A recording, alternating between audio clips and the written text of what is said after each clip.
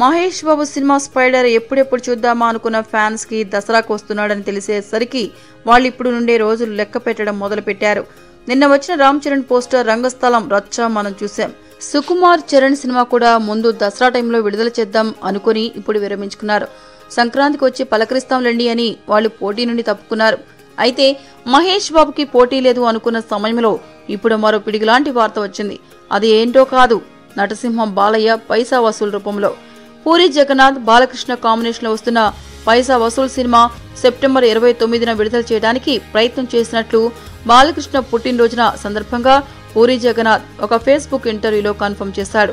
మరోపక్క పవన్ త్రివిక్రమ్ సినిమా దసరాకు వస్తుంది అనుకున్నారు. కానీ వాళ్ళు ఇంతవరకు ఎటువంటి డేట్ చెప్పలేదు.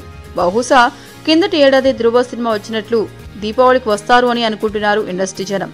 అక్టోబర్లో కానీ డిసెంబర్లో కానీ విడుదల ఉంటుందని చెప్పవచ్చు. సో మహేష్ కి పవన్ చరణ్ పోటీ తప్పినట్లే. మరి ఇప్పుడు మిగిలింది బాలకృష్ణ మాత్రమే. ఇంతవరకు మహేష్ బాలయ్య సినిమాలు ఎప్పుడూ ఇలా పోటీ పడింది లేదు. పూరి జగన్నాథ్ జనగణమన సినిమాను మహేష్ ఒకప్పుడు చేయడానికి నిరాకరించాడు అన్న విషయం తెలిసిందే. ఇప్పుడు తన సత్తా చాటి చెప్పుకోవడానికి మురుగదాస్ మహేష్ స్పైడర్ సినిమాకు పోటీగా బాలయ్యని సంధిస్తున్నాడా లేక యాదృచ్ఛికంగా జరిగిందో అనేది మనకు తెలియదు.